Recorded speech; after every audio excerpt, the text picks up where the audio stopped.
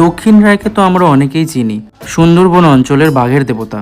তবে কালু রায়কে কি চেনে? তাকেও কিন্তু অনেক জায়গায় বাঘের দেবতা বলে ধরা হয়। কেউ কেউ এনাকে আবার দক্ষিণ রায়ের ভাই বলে মনে করে থাকেন। কিংবা ঘাটু দেবতার নাম কি কখনো শুনেছেন? বিষ্ণুর অভিশাপে যাকে পিশাচকুলে জন্ম নিতে হয়েছিল, যেই কারণে সে বিষ্ণু বিদ্বেষী হয়ে যায়।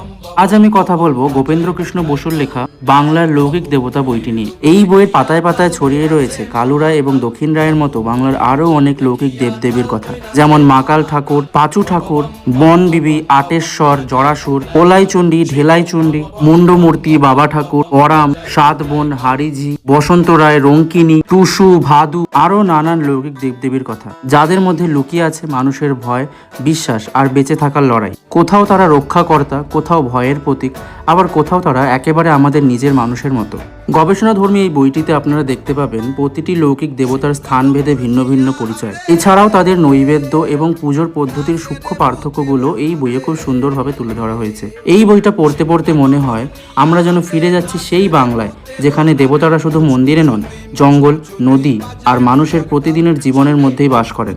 আমার মতে বাংলার লোকবিশ্বাস, সংস্কৃতি ও ঐতিহ্য নিয়ে যাদের আগ্রহ আছে তাদের জন্য এই বইটি অত্যন্ত গুরুত্বপূর্ণ। এই বইটা শুধু পড়া নয়, এটা আসলে নিজের সংস্কৃতিকে নতুন করে চেনা। ভিডিওটি ভালো লেগে থাকলে অবশ্যই লাইক করবেন।